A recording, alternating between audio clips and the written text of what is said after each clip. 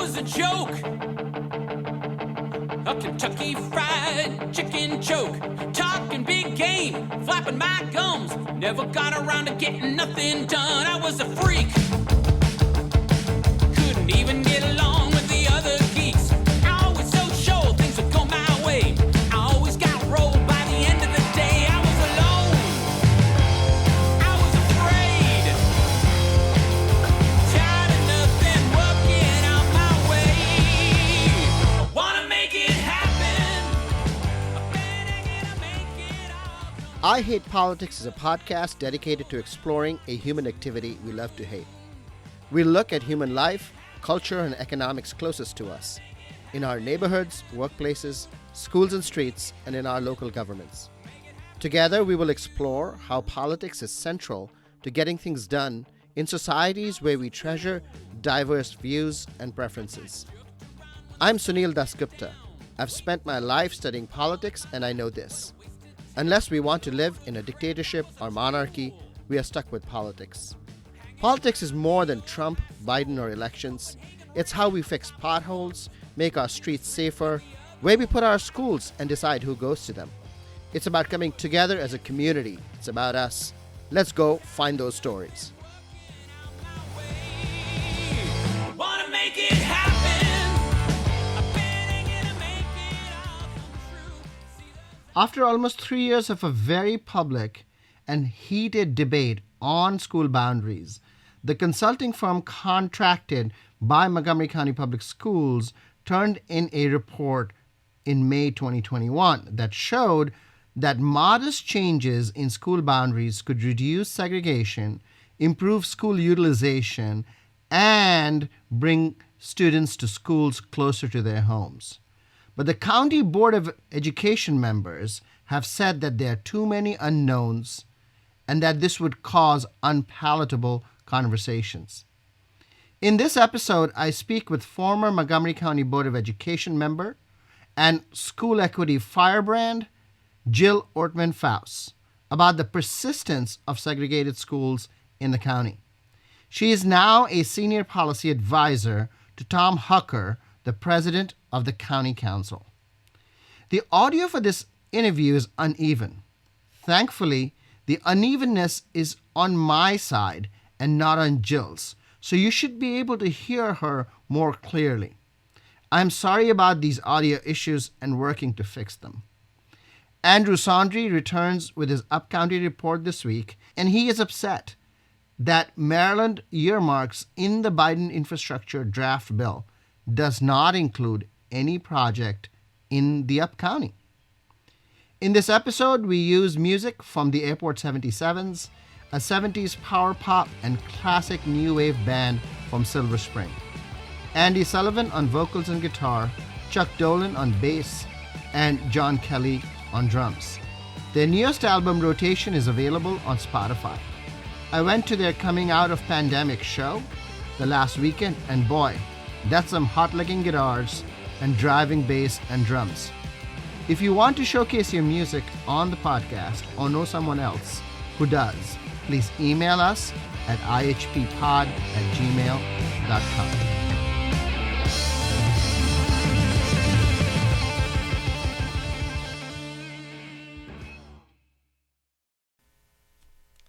In news this week, school's out, rest up, recuperate, recover as best as you can, stay off devices, but listen to podcasts, especially this one.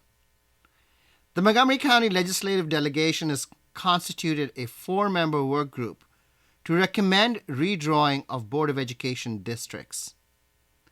The goal of the group is to use the new census numbers to redistribute population evenly into the 5 electoral districts on the school board.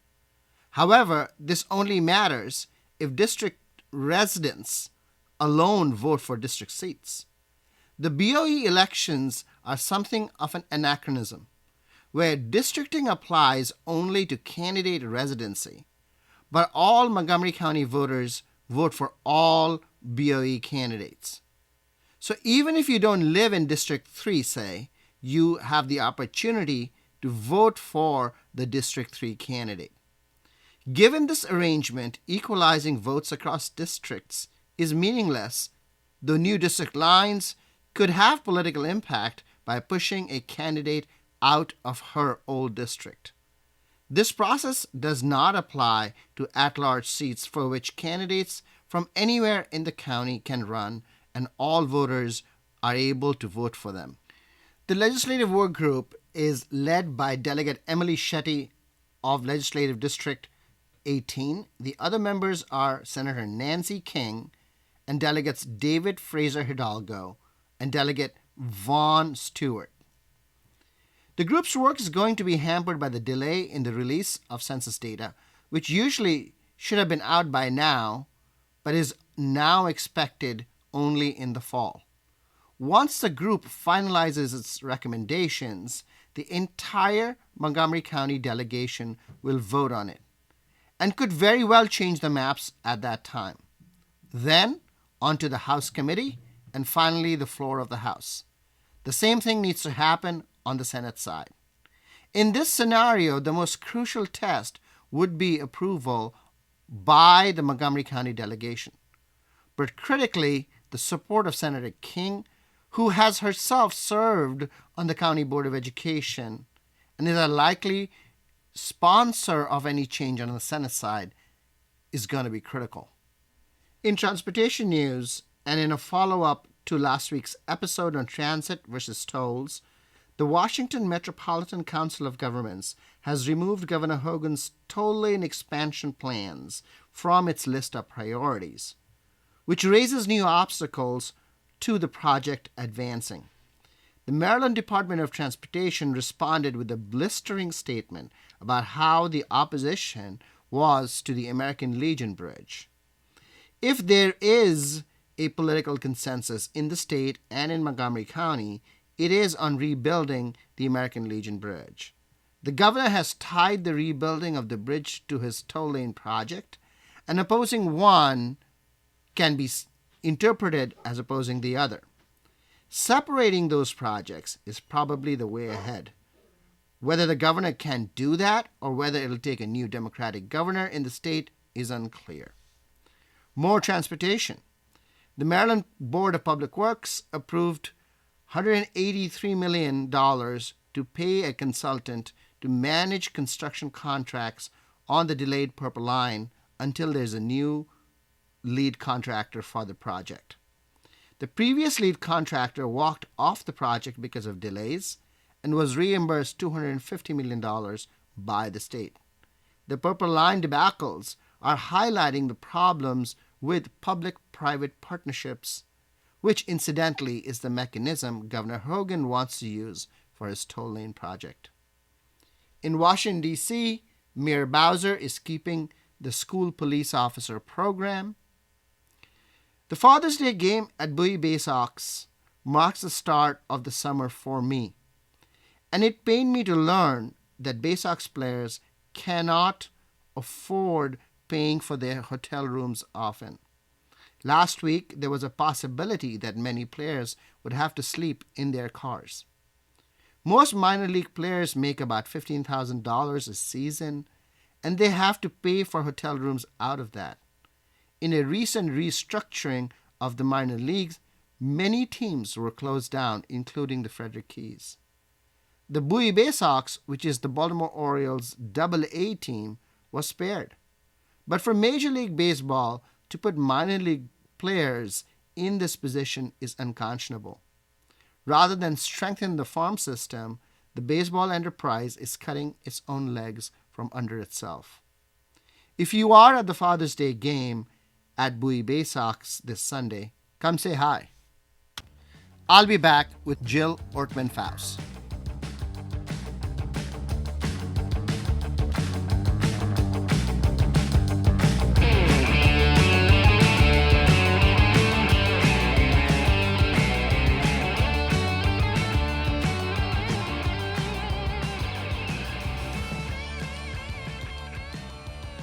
Jill Ortman-Fouse, welcome to I Hate Politics. I hate politics. This is great. I'm happy to be here. MCP has recently released the final report on boundaries from the consulting firm. Can you catch us up on what the report said? It said, I think, what we all knew all along, and it just confirmed it. And I think it was necessary for us to have a third party to do that analysis to confirm what we knew, that we were not using our space wisely, that small changes could make a big difference. It shows a dramatic difference between our schools, and it shows how we're wasting our desperately needed limited funding because we're not utilizing our facilities well. We haven't in a very, very long time. Can you explain why you think you need third-party validation for something so obvious? When it comes to an issue like this, that is highly controversial in Montgomery County, not so much in other places where they've been doing boundary changes to address poor utilization of facilities forever. I mean, that's literally the Board of Education's job, is to change boundaries to better utilize facilities. Because we've been so resistant to making a change anywhere to address crowding, overcrowding, and underutilization, the culture is ingrained in this county that when you buy a house, you buy the school that is attached to the neighborhood that you move into. And I hear arguments. I heard arguments when I was on the Board of Education all the time, and I still hear them from people who mean very well by it, that say schools don't have anything to do with segregation. It's neighborhoods that drive segregation in schools. And what they're completely ignoring, and I heard, like I said, I heard this on the board from people saying, Jill, we can't do anything about segregation in our schools. That's neighborhoods are segregated.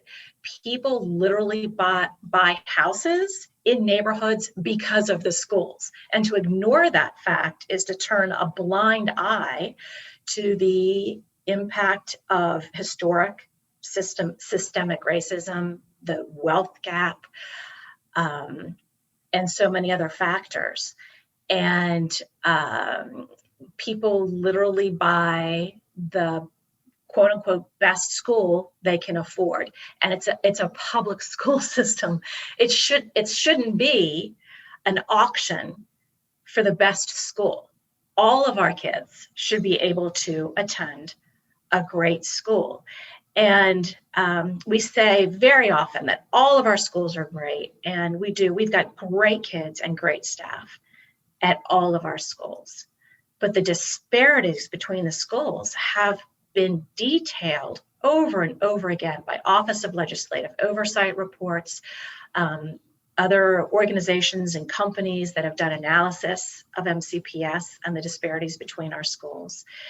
But it's a very difficult, it's the third rail to talk about. When I was on the board, I actually was discouraged when we were looking for a new superintendent from talking about this issue with people who were interviewing for the job, because people didn't want it to be a topic of discussion. And to me, that's really scary, because I feel like it's very important that the county trusts you to make the best decisions for all schools, and to take challenging, scary realities and do your best to address them. That was, I felt like, my job. But even getting the data was very hard. Okay, so you did say that other third-party folks, right? The Office of Legislative Services, yes, others have the in Urban fact Institute, other Century Foundation, others have in fact validated the difference between some of our schools and another set of our schools. So it's not as if we didn't know that this difference existed.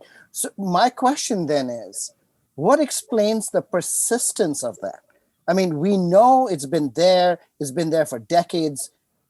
So what explains the persistence, in your view?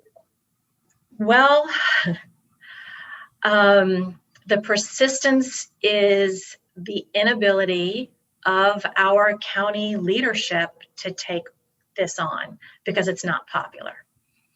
But why is Montgomery County any different? Why did we fail when others succeeded?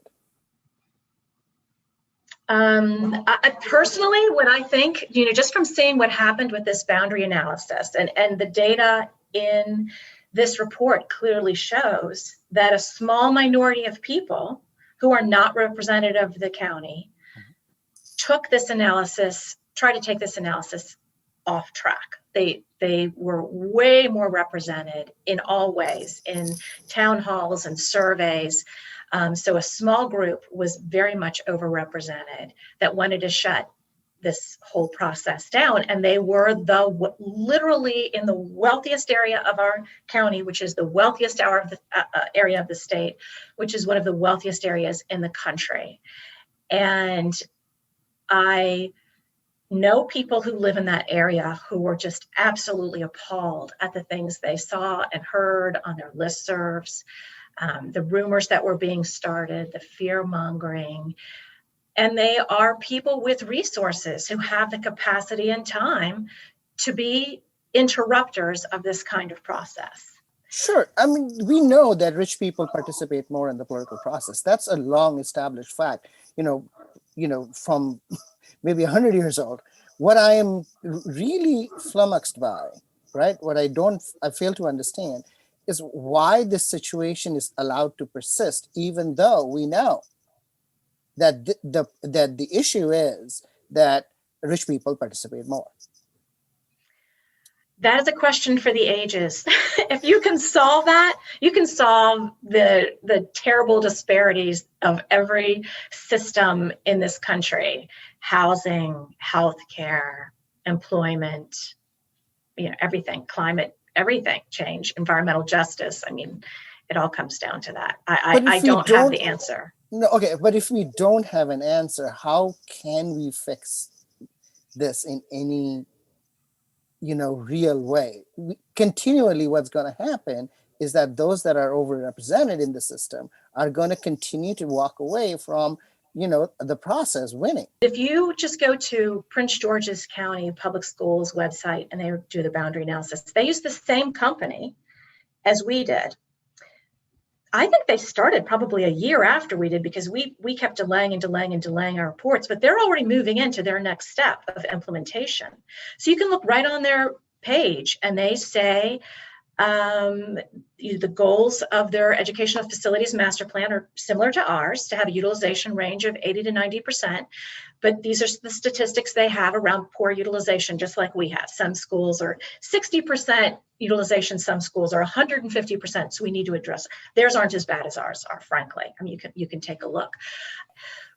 But doesn't that raise the comparative question why Prince George's can do it and why Montgomery cannot? I mean, that's the fundamental question. It is a fundamental question. It is. If you look on our website, we have the same thing: boundary analysis, XYZ. This is why the analysis is used. And they specifically say, important note, this is just to examine existing conditions in the district. Using this critical resource to look at these district-wide issues. And specifically, the final report does not make any boundary recommendations. So back off, everybody. Don't get upset. This report is not going to make boundary recommendations. So it's basically saying to everyone very proudly, we're spending $500,000 on a report that we are going to use as a data point in future building projects, just like any other data point for projects that we already have planned into the future. We really don't, our goal is, we don't want to scare you. And Prince George's County's goal is, we want to use your money better. We want to have facilities that better serve your children. We don't want your children going to school in overcrowded facilities or underutilized facilities where they can't get the resources they need because they don't have enough kids. I mean, it works both ways. But we're even, just to show you about how this is used in other districts across the state, we're actually penalized every year by the state. We have a lower percentage of state funding that we receive because we refuse to use what's called proximate facility space. And we're willing to sacrifice that. I'll just give you a couple of quick examples. of the difference. And I really appreciate, I know that the board is probably under some pressure to do this because I know council members saw this discrepancy. For instance, we had Bethesda Elementary School was supposed to spend, where school district was going to spend $16.7 million on an addition at Bethesda Elementary School. There were about 160 students or more over capacity. That's wrong. It is wrong to have a school with 160 students over capacity when you have space nearby, especially when you've had space nearby for years. But instead of making this a more comfortable facility for your students, after years, and this has happened all over our county, they've got Westbrook Elementary School 2.5 miles away that has 207 empty seats. So 2.5 miles away, a school with over 200 empty seats could easily absorb the overcapacity. And they were going to build a 16.7 million addition. This happened while I was on the board as well. We're building additions with capacity nearby. Right. So this happened in my neighborhood with Lucy Barnsley and Rock Creek Valley. I mean, Rock Creek Valley they are desperately looking for kids to go there because they lose their a kindergarten class if they don't have enough. But at Barnsley, we put a new addition for, God knows how much money. I think $13 million. Oh yeah, this happens. Like I say, this happens all the time, and it doesn't make any sense because we have schools that have been waiting for years and years and years, 50, 60, 70-year-old facilities that have had desperately needed renovations, but yet we keep putting on these additions to address overcrowding. By the way, the Board of Education did axe that Bethesda Elementary School project, and so the kids will be going to Westbrook, which I applaud the board for doing, but I know there was a lot of pressure on that. I mean, you really do have to bring it up to the county council level who funds MCPS so that they can have somebody to blame for something like this happening, in my opinion. Are you saying that the Board of Education is not effective? I'm saying that it takes a tremendous amount of courage as a Board of Education member, it would appear, to risk changing a boundary to better utilize a facility in Montgomery County. This report literally said you could shift boundaries 1/8 to 1/4 of a mile and move maybe 7.5 to 10% of all of our students in Montgomery County, and have a significant capital impact. Let me ask you about, you're a great votary of school integration, you said, and of course, that's the law of the land, that's Brown, and all of that. But, in this debate over boundary change and analysis, the African-American community, if you will, or the Latino community sort of sat back and did not participate as robustly as I had expected. And I talked to a lot of people, including, in the NAACP and others, where, the feeling seemed to be that integration has not, in fact, helped the education of minority kids. And in fact, there's a dissertation that was written about Baltimore that I read by, I think, a DCPS official, may have left by now, but it argued that integration in Baltimore led the sort of historically Black schools to lose their place, that the larger needs of the mainstream white kids superseded the needs of the Black kids. And most importantly, all the teachers and principals who were in those schools and had actual power lost capacity to sort of influence the kids' futures. So in fact, they saw a loss of education from integration rather than an enhancement. But obviously, it's debatable. Have you heard of that? So absolutely, the dynamics that I have definitely read about, where when you bring white parents into the school and they sort of take over, and they occupy more of the teacher's time, and they make more of the demands for their own kids. And then the kids who have needs might be left behind because they become the focus. They demand attention. That's definitely, I think, a dynamic.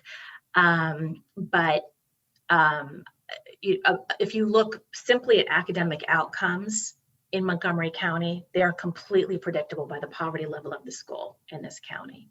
So we are not doing our African American and Hispanic communities any favors right now. You can look at the outcomes. We're not doing them any favors by keeping them segregated. And it's not just the academic outcomes. You point to these studies, but I can point to dozens and dozens of studies over the course of the last 20 years that say the concentration of poverty is bad for kids, and particularly bad for children of color. And whatever you can do to relieve that poverty level is a good thing. You don't have to set a benchmark. In some areas, they literally have set a benchmark of, say, 33%, no higher than 33% poverty in any school. They've spread out their poverty. And actually have had good outcomes with that. But, the studies, the overview of the studies say that however you can relieve the impact of poverty on a school and provide more opportunities is better for the kids in that school. And it just happens to be that in Montgomery County that we do have a big poverty gap between our white and Asian families and our African American and Hispanic families. Well, the moral case clearly is out there and well made. However, it seems that the Board of Education not being able to act on these issues is a political failure, right? Which is a lot about this podcast. Let me just bring you back to the politics of this. The 2020 school board race was shaped by the boundary change argument. How do you think that had an impact? I think that what it showed was that once we got everybody out to the ballot box, the majority of people actually cared about better utilizing our schools and making sure that we supported diversity in our schools. Because the candidates who didn't support that or against it lost terribly. So I think, to me, that should have given our Board of Education members the courage to say, we've got a mandate now. The majority of voters clearly supported candidates who said, let's make a plan for how to address this poor utilization of our facilities. And they did not heed that call as a body. Right. And so why not is the question, right? So the results of the election were so darn clear. One would think, and I do believe it is a moral imperative, because the reason, and I talked to so many parents about this, as I say, my kids went to, my daughter was one of two white girls in her kindergarten class.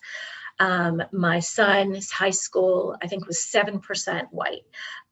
They did nothing but gain from being in diverse environments. They learned so much from their peers. Like all the friends that I talk to who have kids in our diverse schools say they believe this will make them better leaders. And we want diverse leaders. We want representational leaders. We want leaders that understand the reality of life for all of our residents, for all Americans. So, but do you think that the current Board of Education members do not understand what you just said? Well, you can listen to a lot of meetings where I'm arguing about it. I did have a colleague while I was on the board who said in a policy committee meeting, say, Jill, when we talked about the importance of integrating school, or just weighting diversity a little bit more higher, when not making it the only deciding factor, but at least stop segregating our schools, which is literally like we would choose the options that created the most segregated schools we could, honestly. I mean, that was my impression and you can look at the demographics for choices and see how we did that while I was on the board, and I would, I'd lose those debates. And she said, Jill, we tried this before, it didn't work, decades ago. people just don't want to mix. People just don't like to mix. And I find that statement really problematic. So obviously there is a strong moral case for integration, for making sure that all our schools get the resources that they need, all our students are taken care of, all of that. The Board of Education members, I would imagine, recognize this. I mean, we have a very diverse Board of Education in Montgomery County. I mean, it's not all white by any stretch of the imagination, and has not been for some time. So where do you think the problem lies? People in elected office often want to get reelected. And if you take positions that are controversial, you risk the ability to get reelected. I would imagine that Prince George's County Board of Education members also want to get reelected, and yet they do something different than Montgomery County Board of Education. So what is that difference? I don't want to speak for our Board of Education members. I think you just have to have those conversations with them and ask them why they don't want to take action. And they have made statements, some of them have made statements to the fact that they do not want to take action on this analysis.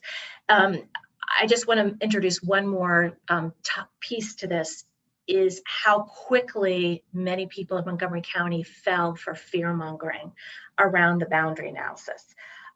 There were certain people who tried to get in front of it with messaging that they knew would scare people, saying that your kids will be bused across the county to farther schools, that your homes were going to plummet in value. And even while I was on the board, when I introduced a change to our policy to raise diversity by a little, just make it a little bit more, add a little weight to it, while still keeping the other factors, proximity to school, stability over time, all those factors still in there. We got just an onslaught of emails from people saying exactly that, saying that my home will plummet in value. My kids will be going to school with kids who don't want to learn. Other families don't care about their kids' education like we do. We need to stay in this school because families care about education. I mean, all of these myths that were just horrific to read, just scary sounding emails. And the board, I think, continued to get those when this was raised. I know they did. They got really threatening, awful emails that probably did scare them to some degree. But we know that those are myths now, because we know in this report it says moving boundaries an eighth to a quarter of a mile.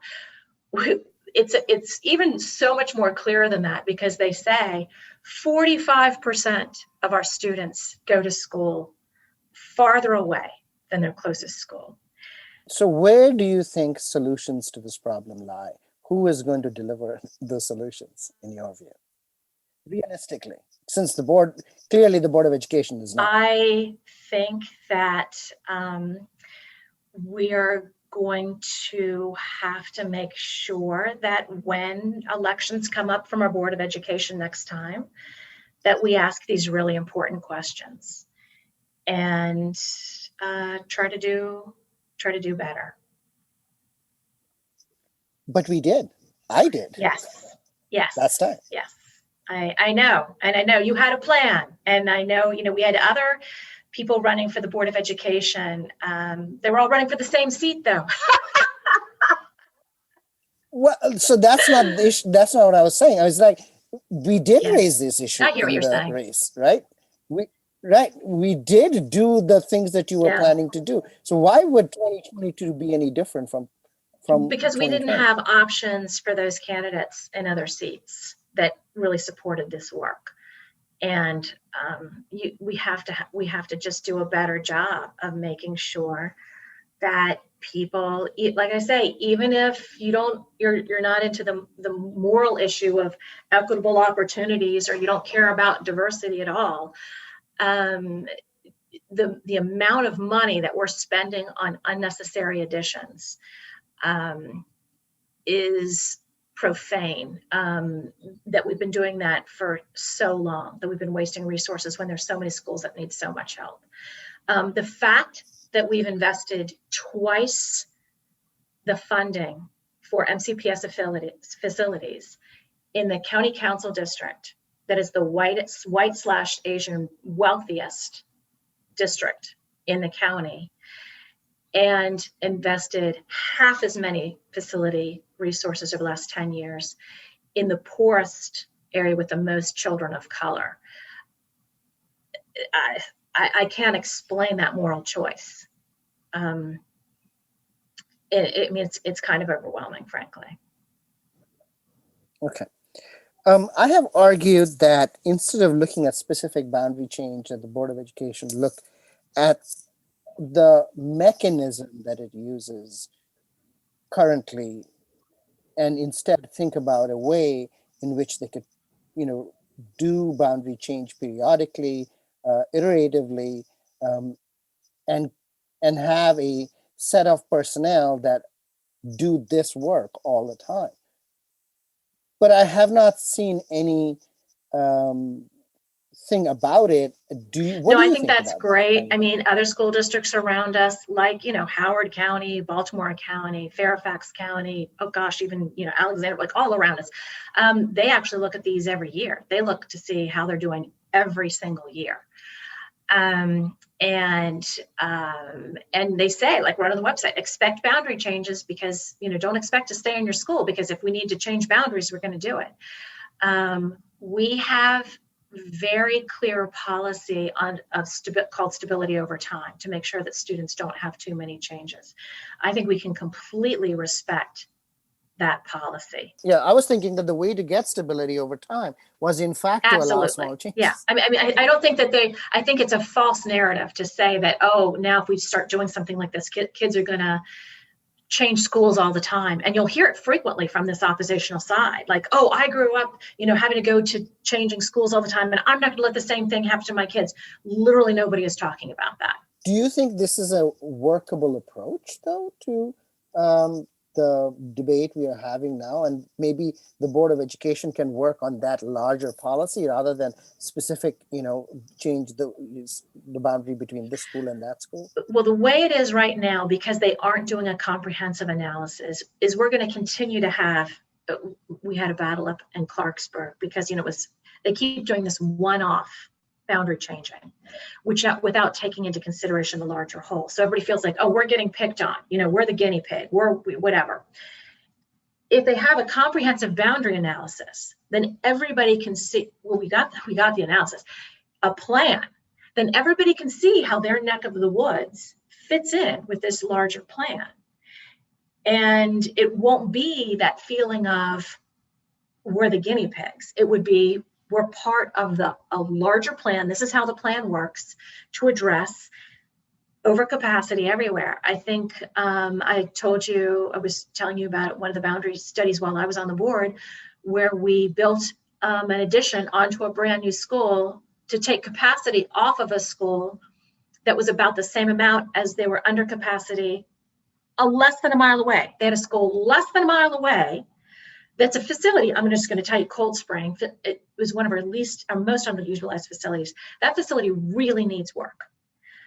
What I was proposing, but it wasn't part of the analysis, was that we take that money and put it into Cold Spring because it needs work, and then change it back. They're literally less than a mile from the school that was Ritchie. And I'm blanking. Yeah, it was like a couple hundred students over capacity. Cold Spring was a couple of hundred, less than a mile. They're different clusters. You can't do that. They're different clusters. This cluster mentality, like these are actual walls around clusters. It's just, it doesn't make any sense on any kind of logical level. There's no wall there. Well, it seems like you are not optimistic.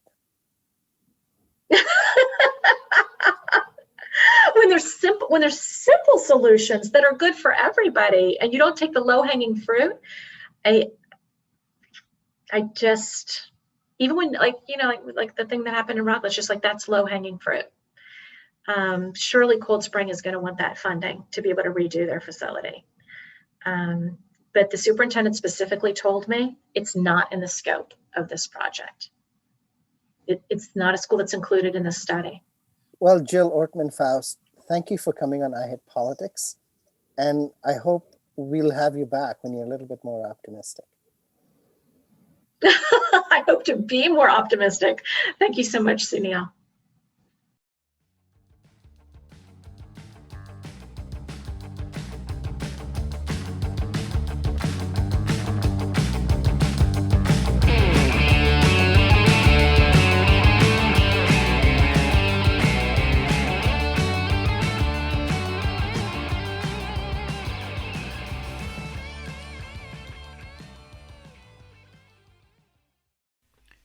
What lessons can we draw from my conversation with Jill Ortman-Fouse?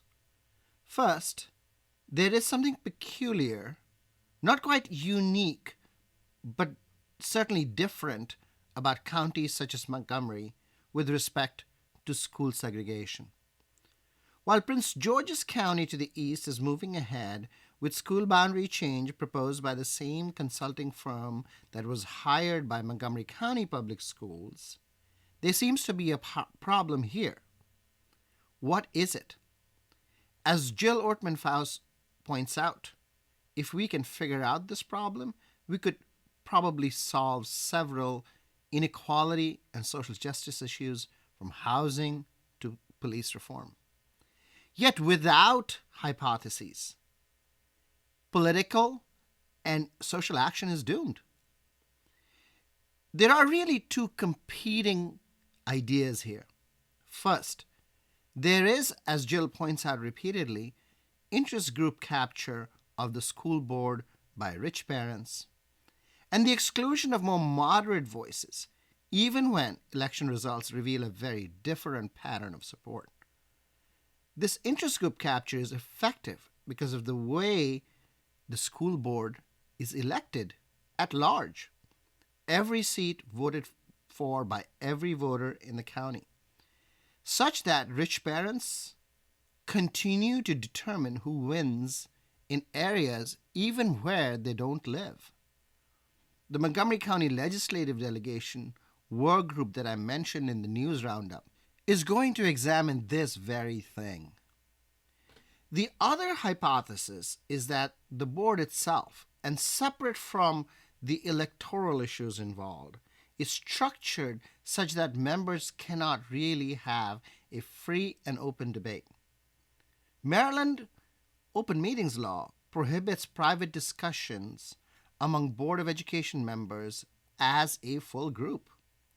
Public discussions between board members is rare, sometimes in policy committees, but seldom as a full group. And if they cannot talk amongst themselves, how can they develop a common approach? In this breach, the superintendent runs the board rather than the other way around, and often the unelected superintendent will have unelected priorities.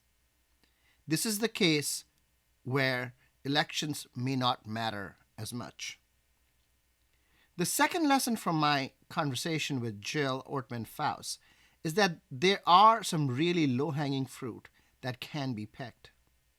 Moving 7 to 10% of the student population to schools that are in effect closer to their homes is possible. What is really required here is a mechanism for doing it iteratively and keeping track of the issue closely, so small changes year on year obviate the need for large changes after decades. But the board and most advocates involved in the debate, on both sides, are focused on specific changes to specific school boundaries, which, if you believe the political philosopher Richard Rorty, is exactly not the way to do it. Rorty had suggested a veil of ignorance where specific outcomes of a policy are set aside for considering general welfare. Lastly, the moral case for school integration may be a slam dunk, but the political case is quite different. If integration leads to the interests of black and brown children not being served, or when black and brown educators feel forbidden rather than empowered as a result of integration, we have to carefully think about the path forward. I didn't discuss this with Jill Ortman-Fouse, but in Montgomery County, Latino and Asian educators are vastly underrepresented, perhaps even more than African American educators. We will continue to examine these issues on this podcast, and if you have a story to tell, please reach out. I'll be back with Andrew Saundry and his Upcounty report.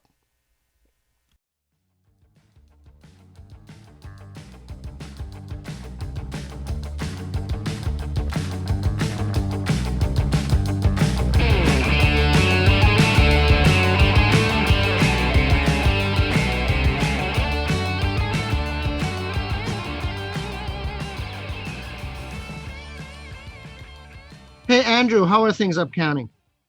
Hey, Sunil. Good. Thanks for asking. This week, I wanted to talk about Maryland and Montgomery County's efforts to get more money from the Biden infrastructure package, because this week they released all of the earmarks for Maryland that have made it to the next draft of the bill, and not a single one of them is in the Upcounty. Really? What are these projects that made the list? Well, there are 20, so I won't list them all, but in short, there are 3 that are in Baltimore City and Howard County, 2 in Baltimore County, Frederick and Prince George's County, and 1 in each Hartford, Anne Arundel, Allegheny, and Washington counties, plus 4 in Montgomery County. But all 4 of the ones in Montgomery County are in Rockville or South, which struck me as odd given that the majority of the growth that's happening in Montgomery County is happening north of Rockville. It's also the area with the worst traffic and almost no public transportation infrastructure, in areas like Clarksburg, Germantown, Gaithersburg, Damascus, etc. Before I ask why, I want to know, what are these projects? So 7 are dealing with road improvements or extensions, 8 involve developing or improving public transit options, and 5 have to do with pedestrian or bicycle infrastructure. Of the 8 that are public transit oriented, 4 have to do with bus rapid transit or the electrification of a current fleet of buses. 1 is microtransit, which is something I didn't know anything about prior to this. And 3 have to do with expanding rail service or improving rail service. And all of these projects are well-needed projects. So I want to make it very clear that I'm not criticizing the projects that did get money as much as I am critiquing the fact that certain things didn't get money. Andrew, what is microtransit? So microtransit is a form of individualized transportation that is directed in response to someone needing to access it. So like an electric scooter that you could hop on and swipe your phone on and use. That would be microtransit. The little pods they've talked about going to people's homes and picking them up, that's microtransit. And I believe that project is in Baltimore County. Okay. Why do you think Upcounty has not gotten an earmark in the Biden infrastructure bill? I think it has a little to do with what projects are shovel ready. I think the vast majority of investments are going into projects that have already been approved or are already underway. 1 in Montgomery and 1 in Prince George's are along the purple line, which of course we know is underway. Another one in Montgomery County is an expansion of the Flash Bus Rapid Transit, which of course is currently in operation, has been in operation since earlier in the pandemic between Burtonsville and Silver Spring. Most of the other projects that aren't shovel ready are improvements or expansions of something that already exists. So that's reason number 1. Reason number 2 has to do with advocacy. Almost all of the included projects had a strong network of elected and unelected advocates who have been pushing for them for years and saw this bill as their path to finally get the funding that they needed to finish the project. The Veers Mill Randolph Road bicycle and pedestrian improvements, which is one of the ones that's in this next iteration of the bill, is a great example of this. because there are a lot of influential proponents in the Rockville city government, the Montgomery County government, and in local advocacy organizations that have been pushing for that for a very long time. It leads one to wonder whether the Quarter Cities Transitway, for example, might have made it into the bill if maybe Germantown had a city government, or if the coalitions that had historically been organized around that effort were still in existence. That's a lesson in organizing and political power. And to that end, I would be remiss if I neglected to mention that not a single project is on the entire Eastern Shore, where folks are subject to the worst effects of climate change and do not have the infrastructure to handle it. So before listeners rush to blame the House Democrats for intentionally cutting out Maryland's one Republican member on this spending spree, I do think it's important to note that Congressman Andy Harris was one of the very few members of Congress who did not request a single earmark. So there is a good reason why none of the projects were included in his district. It sounds, at least to me, like District 1 could probably use a new member of Congress. Well, hopefully Heather Mazur will come on the show. Thanks, Andrew. Woo. Thanks, Sunil.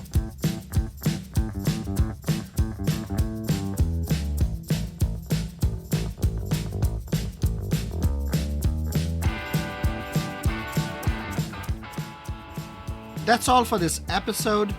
We used music from the Airport 77s, a Silver Spring power pop band, Andy Sullivan on vocals and guitar, Chuck Dolan on bass, and John Kelly on drums. Their newest album, Rotation, is available on Spotify. I'm very much looking forward to showcasing local talent, and especially local music students, on the podcast. If you want to share your music on the show, or know someone else who might want to, please email us at ihppod@gmail.com or reach out on Twitter at ihppod. I hope you will subscribe and share the podcast as we bring you stories about politics close to you and your home. See you next time. What's going on? You didn't tip the valet when you showed up late for ballet. Your daughter's hair, it wasn't in a bun. You haven't spent a single day fundraising for the PTA. You let your children play with water guns. Ever since you moved to town, our bond rating's been going down. We've gotta keep our property values strong. You're a bad, bad mom. All those other mothers think you're doing it all wrong. They say you're a bad, bad mom. They want you gone.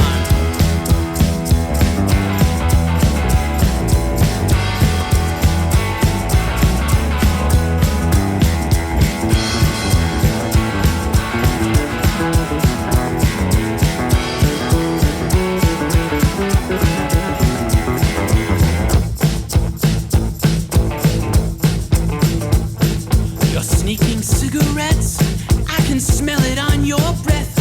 Can I bum just one? You know I'm trying to quit. You can spray that